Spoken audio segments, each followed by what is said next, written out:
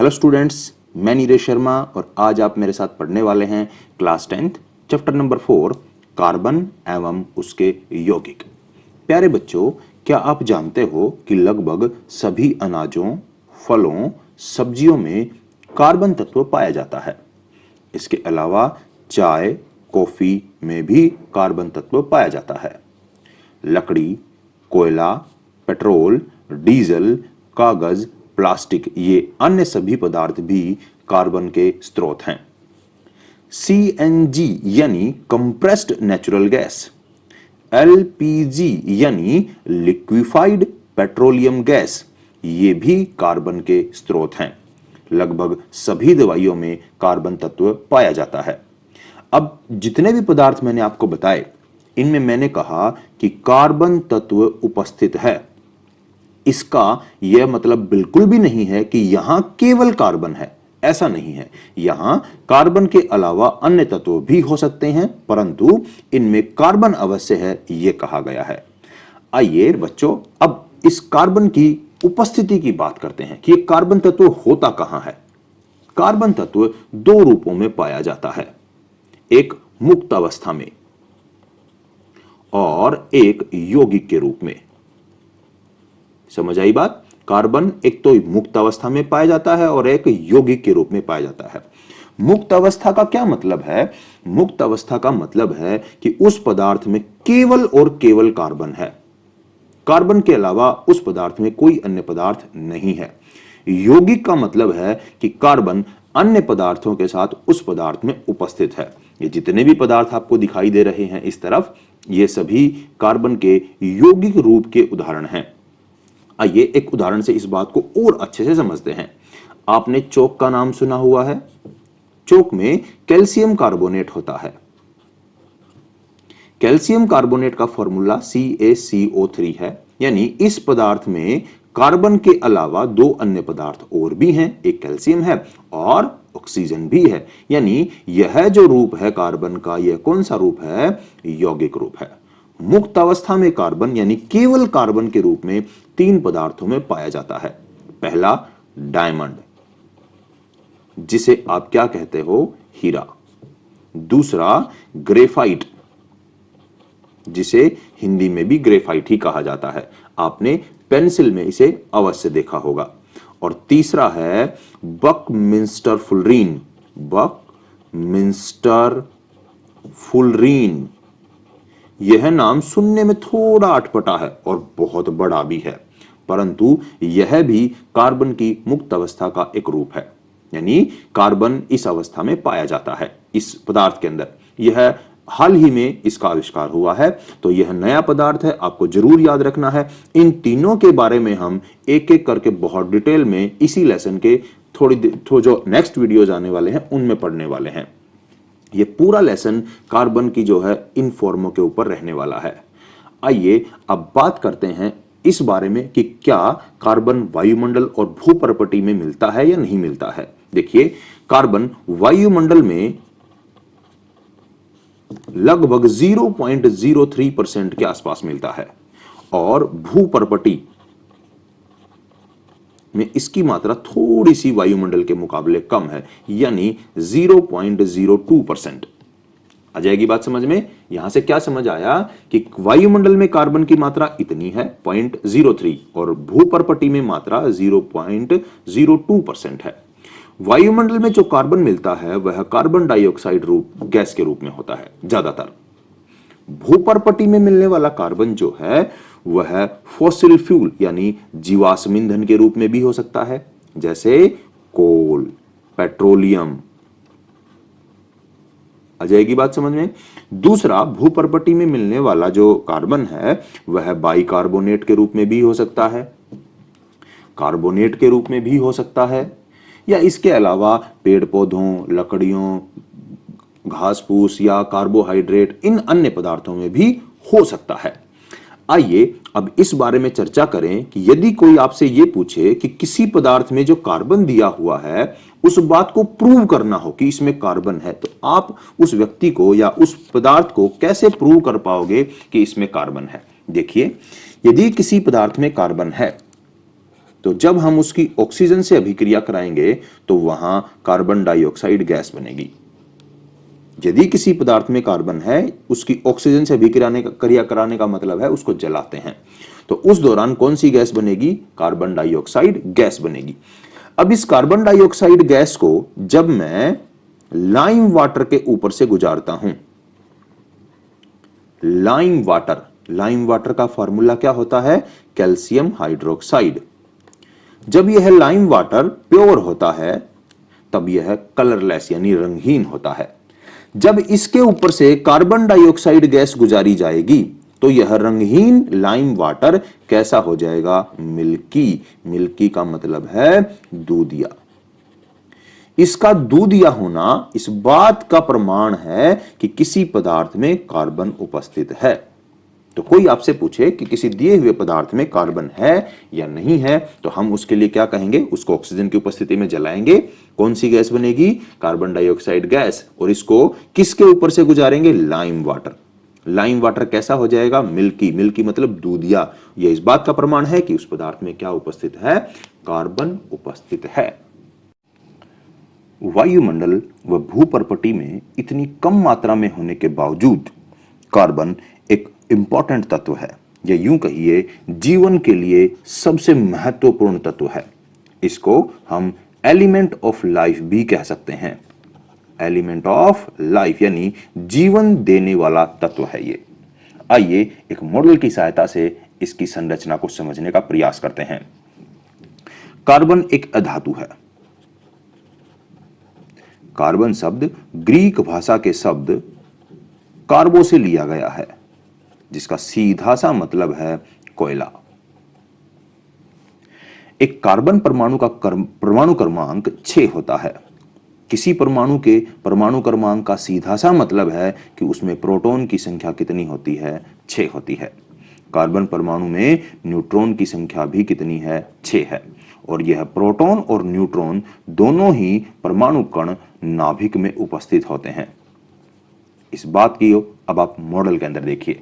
इस मॉडल में यह ब्लैक दिखाई देने वाला हिस्सा इस परमाणु का नाभिक है, और यहां दिखाई देने वाले दो परमाणु कण, एक और एक, ये दो परमाणु कण प्रोटॉन और न्यूट्रॉन है। इनकी संख्या कितनी कितनी होने वाली है कार्बन के अंदर? 6 और 6 होने वाली है। किसी उदासीन कार्बन परमाणु के अंदर इलेक्ट्रॉन की संख्या भी 6 होती है। इलेक्ट्रॉन नाभिक के बाहर कक्षों में पाए जाते हैं। कक्ष उस जगह को, उस रास्ते को, उस पथ को कहा जाता है जहां इलेक्ट्रॉन चक्कर लगाते हैं।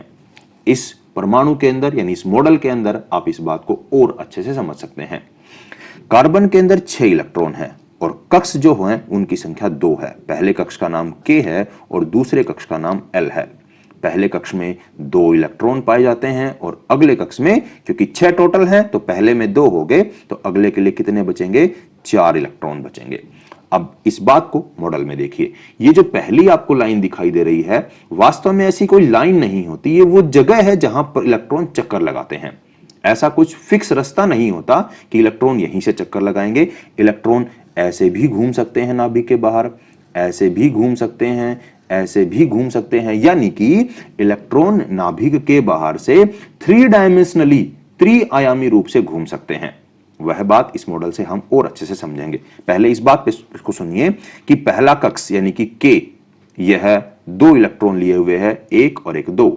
दूसरा जो कक्ष है जिसको हमने क्या नाम दिया है? L, उसमें कितने इलेक्ट्रॉन हैं? 4 इलेक्ट्रॉन हैं। दिखाई दे रहे हैं आपको? कौन कौन से हैं वो 4 इलेक्ट्रॉन? दो ध्यान से देखिए, 1, 2, 3 और 4। ये इलेक्ट्रॉन नाभिक के बाहर से चक्कर लगाते हैं। अब एक बात और ध्यान दीजिए, अंतिम जो कक्ष होता है किसी भी परमाणु का अंतिम कक्ष संयोजी कक्ष कहलाता है। दोबारा सुनिए, अंतिम कक्ष किसी भी परमाणु का संयोजी कक्ष कहलाएगा। तो कार्बन में संयोजी कक्ष कौन सा है? L, और इसमें कितने इलेक्ट्रॉन विद्यमान हैं? 4 इलेक्ट्रॉन विद्यमान हैं। अंतिम कक्ष में उपस्थित इलेक्ट्रॉनों को संयोजी इलेक्ट्रॉन कहा जाता है। क्या कहा जाता है? संयोजी इलेक्ट्रॉन। और यह बेहद इंपॉर्टेंट बात है हमारे लिए कि किसी परमाणु के अंदर जो भी गुण होते हैं वो सारे के सारे संयोजी इलेक्ट्रॉन के द्वारा दर्शाए जाते हैं या डिसाइड किए जाते हैं, निर्धारित किए जाते हैं। आ जाएगी बात समझ में। अब मैंने एक बात कही थी कि इलेक्ट्रॉन परमाणु के बाहर, नाभिक के बाहर से इस तरह चक्कर लगाते हैं 3 डायमेंशनली। अब आप ध्यान से इस बात को समझिए।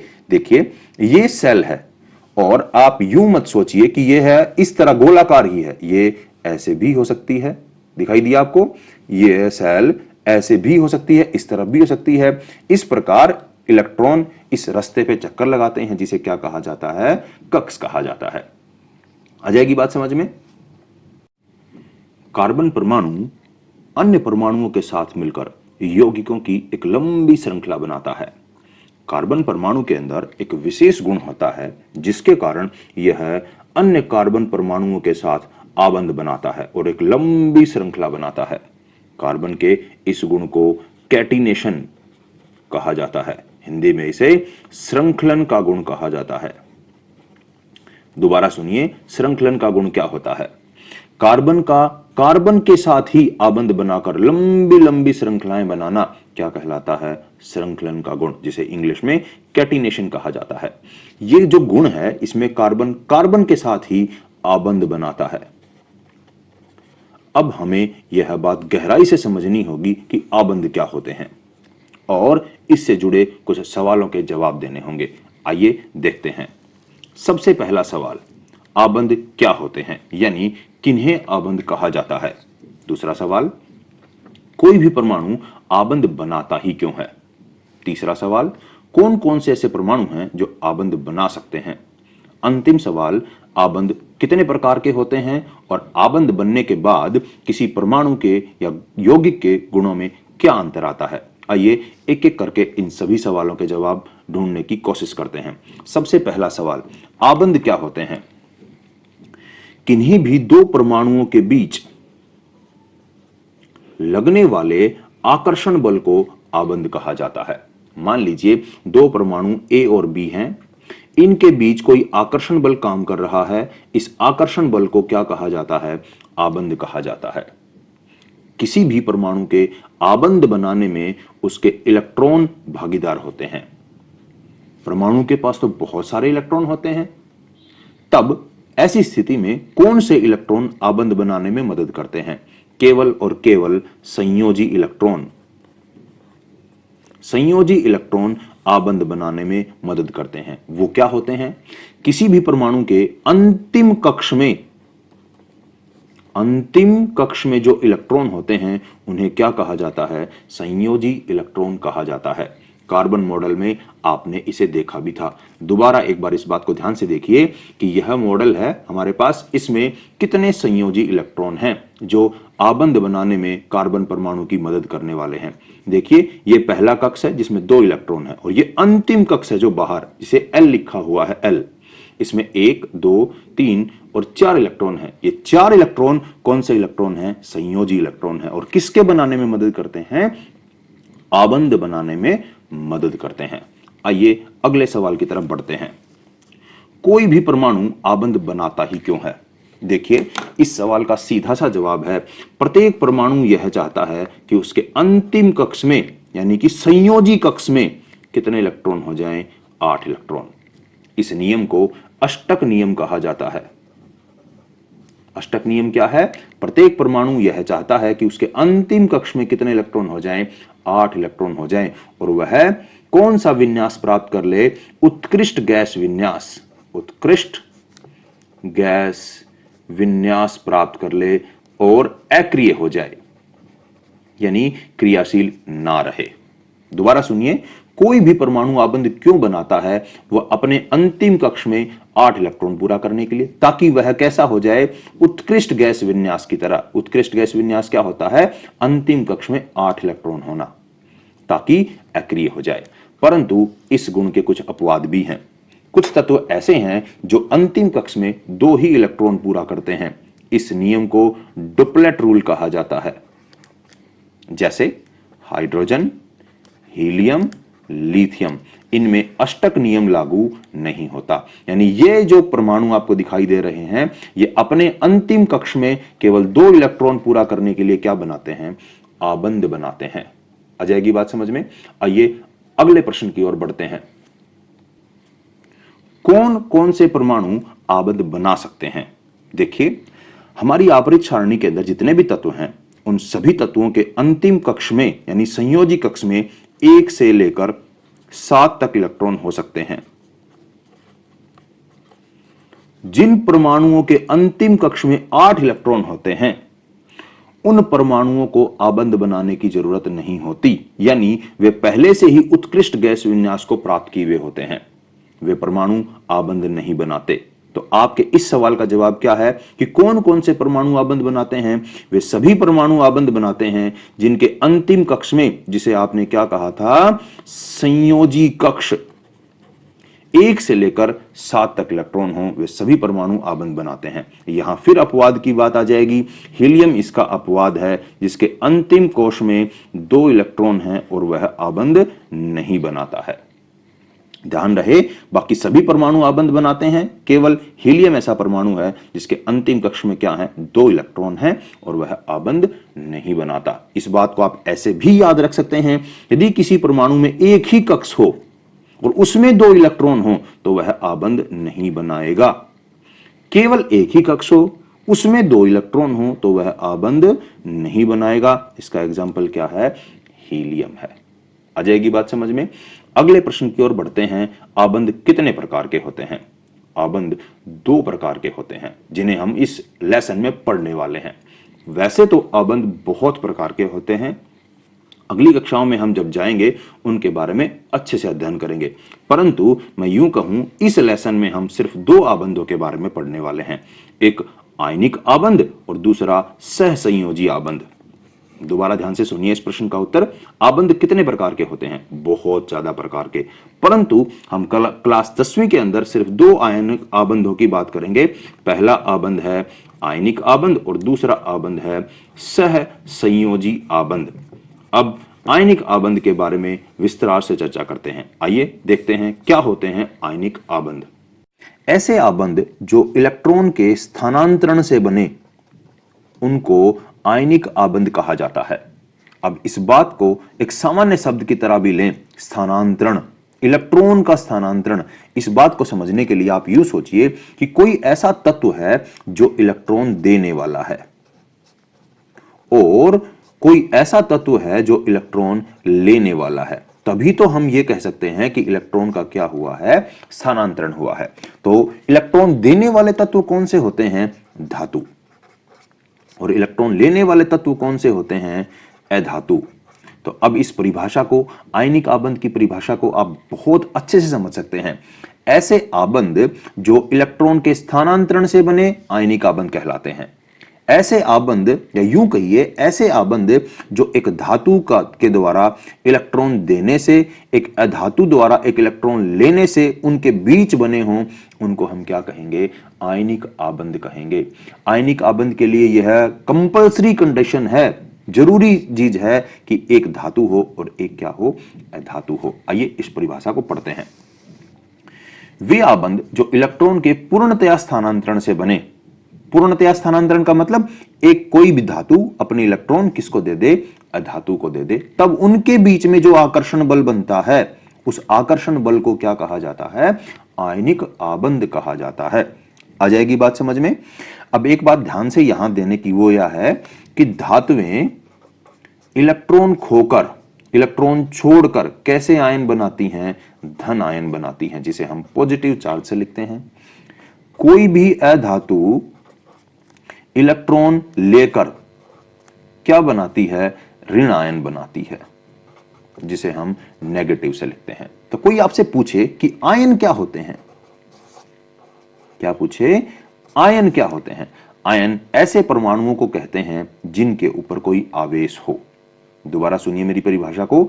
आयन क्या होते हैं? आयन वे परमाणु होते हैं जिनके ऊपर क्या हो? आवेश हो। यदि धन आवेश है तो धन आयन, ऋण आवेश है तो ऋण आयन। धन आवेश कब आता है? जब इलेक्ट्रॉन छोड़ते हैं, और ऋण आवेश कब आता है? जब इलेक्ट्रॉन लेते हैं। वापिस अपनी बात पे आ जाइए कि आयनिक आबंध क्या है। वे आबंध जो इलेक्ट्रॉन के पूर्णतया स्थानांतरण से बने क्या कहलाते हैं? आयनिक आबंध कहलाते हैं। जब आयनिक आबंध बनते हैं तो धातुएं इलेक्ट्रॉन छोड़ती हैं और कैसे आयन बनाती हैं? धन आयन। अधातुएं इलेक्ट्रॉन लेकर कैसे आयन बनाती हैं? ऋण आयन। दो आयनों के बीच के आकर्षण बल को भी हम क्या कह सकते हैं? आयनिक आबंध कह सकते हैं। ये आयन कहां से आए? एक धातु से आया और एक कहां से आया? अधातु से आया। आइए अब इस पूरी बात को एग्जाम्पल के द्वारा भी समझने का प्रयास करते हैं। एग्जाम्पल लेते हैं सोडियम क्लोराइड का। देखिए, सोडियम क्लोराइड में सोडियम और क्लोरीन के बीच आयनिक आबंध है। आइए अब इस बात को बहुत अच्छे से समझते हैं। सोडियम एक धातु है जिसका परमाणु क्रमांक 11 है। 11 परमाणु क्रमांक होने का मतलब है कि इसके पास 11 प्रोटॉन हैं, और जब यह उदासीन होता है इसके पास इलेक्ट्रॉन भी कितने हैं? 11 ही हैं। ये इलेक्ट्रॉन पहली कक्षा में 2, दूसरी कक्षा में 8 और तीसरी कक्षा में 1 इस तरह होते हैं। पहली कक्षा को K, दूसरी को L और तीसरी को हम क्या लिखते हैं? M से लिखते हैं। आइए अब क्लोरीन की बात करते हैं। क्लोरीन एक अधातु है जिसका परमाणु क्रमांक क्या है? 17 है। परमाणु क्रमांक 17 होने का मतलब इसमें 17 क्या है? प्रोटॉन, और 17 ही क्या है? इलेक्ट्रॉन, जो कि इस तरह से भरे हुए होते हैं। पहली सेल यानी K में 2, L में कितने होंगे? 8 और M में कितने होंगे? 7 होंगे। अब थोड़ी देर पहले ही हम चर्चा कर रहे थे कि कोई भी परमाणु आबंध बनाता ही क्यों है? ताकि उसके अंतिम कक्ष में कितने इलेक्ट्रॉन हो जाएं? 8। अब सोचिए कि सोडियम के अंतिम कक्ष में कितने 8 इलेक्ट्रॉन कैसे हो सकते हैं?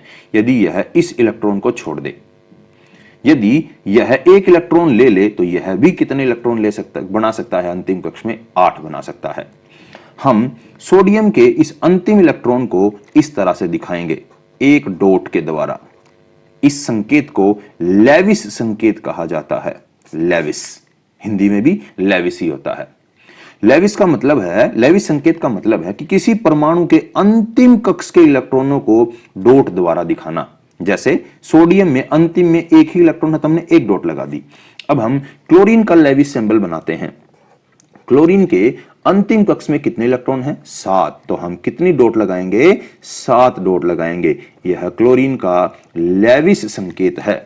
कैसा संकेत है? लेविस संकेत। इस प्रकार आप अन्य परमाणुओं के लेविस संकेत भी बना सकते हैं। देखिए ध्यान से अब दोबारा इस बात को। सोडियम और क्लोरीन क्या चाहते हैं? कि उनके अंतिम कक्ष में 8 इलेक्ट्रॉन हो जाएं। तो सोडियम क्या करेगा? एक इलेक्ट्रॉन ये अंतिम वाला क्लोरीन को दे देगा। ठीक है। ऐसा करने के बाद सोडियम एक इलेक्ट्रॉन छोड़ रहा है, क्योंकि यह धातु है इसलिए इसके ऊपर धन आयन आ जाएगा, पॉजिटिव चार्ज आ जाएगा। क्लोरीन ने एक इलेक्ट्रॉन लिया है तो इसके ऊपर कैसा चार्ज आ जाएगा? नेगेटिव चार्ज आ जाएगा। यह चार्ज कितना आता है? जितने इलेक्ट्रॉन छोड़ते हो उतना ही आएगा। याद रहे, अगर 2 इलेक्ट्रॉन छोड़े होते तो 2 आता, 2 इलेक्ट्रॉन लिए हुए होते तो 2 नेगेटिव आता। अब ध्यान से समझने की बात यह है कि सोडियम आयन और क्लोरीन आयन दोनों अपोजिट आयन हैं, यानी अलग अलग आयन हैं, विपरीत आवेश हैं। इनके बीच अब एक बल काम करेगा। क्यों करेगा? क्योंकि आवेश अलग अलग हैं। इस बल को हम क्या कहते हैं? आयनिक आबंध कहते हैं। आ जाएगी बात समझ में? इसी प्रकार हम अन्य एग्जाम्पल भी करके देख सकते हैं। एक और एग्जाम्पल करके देखिए, मैग्नीशियम ऑक्साइड। देखिए ध्यान से, अब मैं सीधा बड़ा डिटेल में नहीं बताऊंगा। मैग्नीशियम का परमाणु क्रमांक 12 है, 2 8 2, यानी अब अंतिम कक्ष में 2 इलेक्ट्रॉन है, तो मैं 2 डॉट लगा देता हूं। यह मैग्नीशियम का कौन सा संकेत बन गया? लेविस संकेत। ऑक्सीजन की बात करें तो ऑक्सीजन का परमाणु क्रमांक 8 है, 2 और 6। इसके अंतिम कक्ष में कितने इलेक्ट्रॉन हैं? 6 इलेक्ट्रॉन है, तो मैं कितनी डॉट लगा दूं? 6 डॉट, 1 2 3 4 5 और 6। अब अगर मैग्नीशियम अपने दोनों इलेक्ट्रॉन किसको दे दे? ऑक्सीजन को दे दे, तो इसके अंतिम कक्ष में भी 8 बच जाएंगे, इसके भी अंतिम कक्ष में 8 हो जाएंगे। अब ध्यान से देखना, मैग्नीशियम ने कितने इलेक्ट्रॉन छोड़े हैं? 2। तो मैग्नीशियम के ऊपर कितना आवेश आएगा? 2 पॉजिटिव। ऑक्सीजन ने कितने इलेक्ट्रॉन लिए हैं? 2। तो इसके ऊपर कैसा चार्ज आ जाएगा? 2 नेगेटिव। अब ये दोनों आवेश कैसे हैं? विपरीत, ये प्लस और ये माइनस। अब इनके बीच जो आकर्षण बल होगा उसको हम क्या कहेंगे? आयनिक आबंध कहेंगे। हमारा अगला टॉपिक है आयनिक यौगिक क्या होते हैं। वे यौगिक जिनमें आयनिक आबंध हों उन्हें आयनिक यौगिक कहा जाता है। यानी जिनमें आयनिक आबंध होंगे वे यौगिक क्या कहलाएंगे? आयनिक यौगिक। ये सभी आयनिक यौगिक हैं। सोडियम क्लोराइड, मैग्नीशियम ऑक्साइड, इसके अलावा भी आप अन्य उदाहरण पढ़ सकते हैं बुक से। अब एक बात हमने पढ़ी थी कि यौगिक, आयनिक यौगिक औरों से कैसे अलग हैं, यानी इनमें क्या विशेष गुण हैं जो आयनिक आबंध बनने के बाद आए हैं। आइए चर्चा करते हैं। सबसे पहली बात, गलनांक, भौतिक प्रकृति। जिन पदार्थों में आयनिक, वे पदार्थ जो आयनिक यौगिक होते हैं उनकी भौतिक प्रकृति अन्य पदार्थों से अलग होती है। कैसे? वे सभी ठोस होते हैं। यानी क्यों होते हैं? क्योंकि आयनिक आबंध जो होता है वो आयंस के बीच में बनता है। दो आयन के बीच में बना आबंध होता है ये, और यह काफी मजबूत होता है। एक दूसरे को बहुत ज्यादा एनर्जी यानी जोर से खींचते हैं एक दूसरे को। इनके बीच लगने वाला बल काफी ज्यादा होता है, इसलिए आयनिक यौगिक कैसे होते हैं? ठोस होते हैं। आ जाएगी बात समझ में। दूसरी बात, यदि कोई पदार्थ आयनिक आबंध लिए हुए है यानी आयनिक यौगिक है तो वह जल में घुलनशील होगा। कैसा होगा? जल में घुलनशील। तभी तो नमक पानी में घुलता है। क्यों? क्योंकि नमक के बीच में कैसे है? नमक में क्या है? आयंस, और आयनिक आबंध है, इसलिए नमक पानी में घुलनशील होता है। तो यहां से दो बातें समझ में आ गई। आयनिक यौगिक ठोस होंगे। क्यों होंगे? क्योंकि आयनिक आबंध आयनों के बीच में बनता है जो काफी मजबूत होता है, इसलिए आयनिक यौगिक ठोस होंगे। दूसरी बात, आयनिक यौगिक जल में घुलनशील होंगे। नमक एक आयनिक यौगिक है, इसलिए जल में क्या है? घुलनशील है। तीसरी बात, आयनिक यौगिकों के गलनांक व क्वथनांक बहुत ज्यादा उच्च होते हैं, हाई होते हैं। क्यों भाई? गलनांक का क्या मतलब है और क्वथनांक का क्या मतलब है? गलनांक का मतलब है गलने से, यानी ठोस द्रव में बदल जाए, और क्वथनांक का मतलब है द्रव गैस में बदल जाए। तो जो आयनिक यौगिक होते हैं उनके गलनांक और क्वथनांक इसीलिए ज्यादा होते हैं क्योंकि वो आयनों के बीच बनते हैं, और आयनों के बीच बना आबंध काफी मजबूत होता है, इसलिए आयनिक यौगिकों के गलनांक व क्वथनांक बहुत ही ज्यादा उच्च यानी कि हाई होते हैं। अब अंतिम और सबसे महत्वपूर्ण प्रश्न, क्या आयनिक यौगिक विद्युत धारा के चालक होते हैं या कुचालक होते हैं? ठीक है, आइए प्रश्न का उत्तर ढूंढते हैं। आयनिक यौगिक विद्युत धारा के चालक भी हो सकते हैं और कुचालक भी हो सकते हैं। दोनों बातें हैं। कैसे? आइए डिटेल में समझते हैं। जब कोई भी आयनिक यौगिक बिल्कुल शुद्ध होता है तो उसके परमाणुओं के बीच एक विशेष आकर्षण बल काम करता है। जैसे मान लीजिए यह सोडियम क्लोराइड का एक यौगिक है, इसमें सोडियम और क्लोरीन के बीच में एक विशेष आकर्षण बल काम कर रहा है, जिसके कारण ये सभी के सभी आयन एक दूसरे से जुड़े हुए हैं। कोई भी आयन मुक्त नहीं है। ध्यान से दोबारा सुनो, कोई भी पदार्थ तभी चालक होता है जब उसके पास क्या हो? मुक्त मतलब फ्री इलेक्ट्रॉन या आयन हो। आयन मतलब धन आयन या ऋण आयन। तो कोई आपसे पूछे कोई पदार्थ चालक कब होगा? जब उसके पास फ्री यानी मुक्त इलेक्ट्रॉन या आयन हो। परंतु जब कोई भी आयनिक यौगिक शुद्ध होता है तो तब उसमें कोई भी मुक्त इलेक्ट्रॉन या आयन नहीं होते, यानी तब वे क्या होते हैं? कुचालक। तो कोई आपसे पूछे ठोस शुद्ध नमक जिसमें कुछ भी ना मिला हुआ हो, क्या वह चालक होगा या कुचालक होगा? तो आप कहेंगे कुचालक होगा। कारण क्या है? उसमें कोई भी मुक्त इलेक्ट्रॉन नहीं है। परंतु यदि मैं इस नमक को पिघला लूं या मैं इसमें जल मिला दूं, दोनों ही स्थितियों में यह जो आबंध है यह कमजोर हो जाएगा और सोडियम आयन और क्लोरीन आयन मुक्त हो जाएंगे। यानी अब फ्री आयन हमारे पास हैं, मुक्त आयन हमारे पास हैं। ऐसी स्थिति में सोडियम क्लोराइड क्या होगा? चालक होगा। क्यों? क्योंकि अब हमारे पास क्या है? मुक्त आयन है। दोबारा सुनिए, कोई सोडियम क्लोराइड का यौगिक कब चालक होगा? जब वह शुद्ध है या अशुद्ध है, गला हुआ है या शुद्ध है। जब वह गलित अवस्था में होगा तब वह चालक होगा, तब उसके पास आयन होते हैं। आ जाएगी बात समझ में। इस प्रकार हमने पढ़ा कि आयनिक यौगिक क्या होते हैं।